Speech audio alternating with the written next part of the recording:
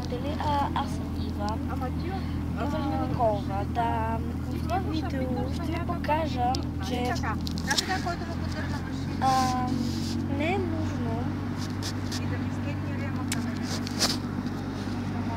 е нужно да се ходи с кола навсякъде.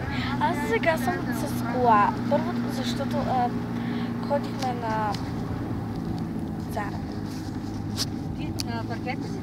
И за това бях с кола, но се разхождах пеша. Можех да ви направя клип, но сега 8% батерия, за това сега ще ви покажа какво е чувството да се возиш кола и какво е чувството да бъдеш пеша.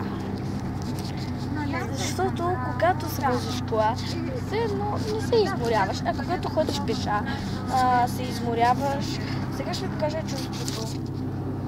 Какво да се ходи с кола, как е чувството и да ходиш пеша. Добре, с колата, така примерно, чакай, че ми се духа косата.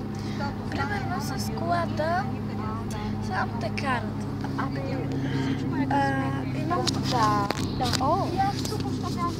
А пък си пеша ходиш и се изморяваш най-накрая.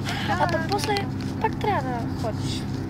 Сега ще се отклоня от... Сега за малко ще се отклоня от темата. Не се спукам за хейтерите. И не обичам хейтери. Сега този билет не се спукам, но спечели 5 лева. Ще проверете.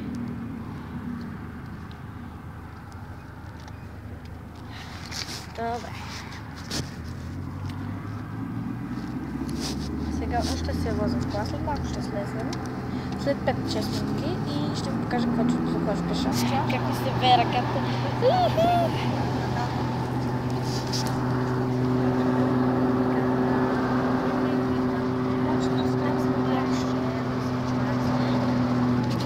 Добре,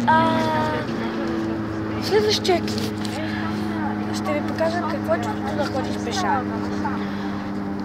Сега този клип е какво чувството да се возиш кола, така че от мен ще ви кажа чао и след малко ще направя втората част, така че от мен чао!